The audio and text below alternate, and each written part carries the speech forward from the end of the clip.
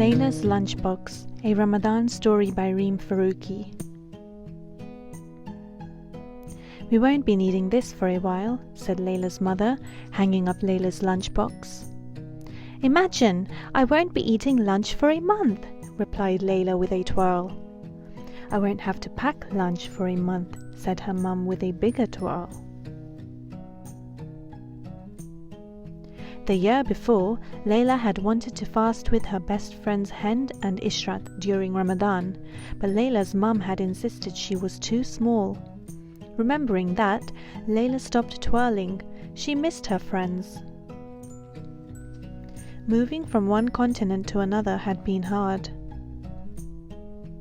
On the map in her atlas, North America and the Middle East were 10 inches apart, but in real life she was so much farther away.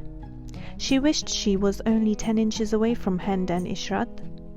She knew the sign by the highway said, "Peachtree City, you'll love to call it home." But she didn't agree with the sign. Abu Dhabi still felt like her home. The next morning before sunrise, Laila's mum gently nudged her. "Laila," she whispered, "Sehri time." Laila chomped on her chocolate chip pancakes with her eyes closed. "Delicious," she said. "Come, let's pray now," said her mum. After Sehri, Laila snuggled back into her bed until her mum woke her up again, this time for school. As she left the house, her mum handed her a note. "Laila, please give this note to Mrs. Penworth." Without her lunchbox to carry, her fingers felt extra free and swingy. She felt so light she skipped to school bus stop. On the school bus, she read her mum's note. "Dear Mrs. Penworth, this will be Laila's first time fasting for the month of Ramadan, so it is an exciting time for us. Please excuse Laila from lunch for this special month. Thanks, Mrs. Malik." Laila didn't feel so bouncy anymore. What if Mrs. Penworth didn't know about Ramadan? No one else would be fasting with her. She folded the note into a teeny tiny square and hid it in her book bag. Laila walked slowly to her class. Her throat felt dry all morning. When lunchtime arrived, she still hadn't given Mrs. Penworth her note.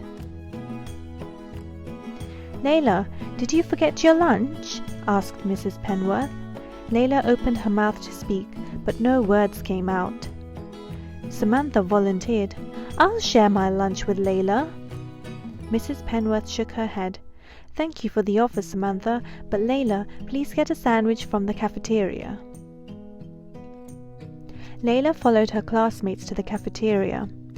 "Laila, do you want some of my cream roll?" asked Anna. Laila thought of telling Anna that she was fasting, but she didn't think anyone at Sunningvale Elementary School knew about Ramadan. "No thanks," she started to say. "I didn't bring my—" "Are you sure?" asked Anna, unwrapping the cream rolls. Laila watched the cream roll get smaller and smaller, and she didn't feel so sure. Cream rolls were her favorite. She looked away. Her nose still smelled food. Laila wished she had given Mrs. Penworth the note. Even ICI bologna sandwich looked tasty. And Laila didn't even like bologna. Her stomach rumbled. Suddenly, she had an idea. While everyone was busy eating, she sneaked out of the cafeteria. Her stomach stopped growling. "Why, Laila, it's a pleasure to see you, but what brings you here at lunchtime?"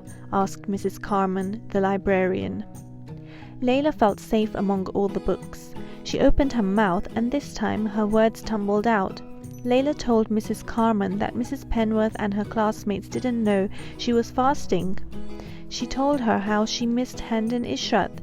It felt good to tell someone all the words that had been inside her mind all morning, and especially to tell her about Ramadan. Mrs. Carman understood. "You must feel special to fast this Ramadan," said the librarian with a smile. "I do," said Laila, "but why is it so hard to explain?"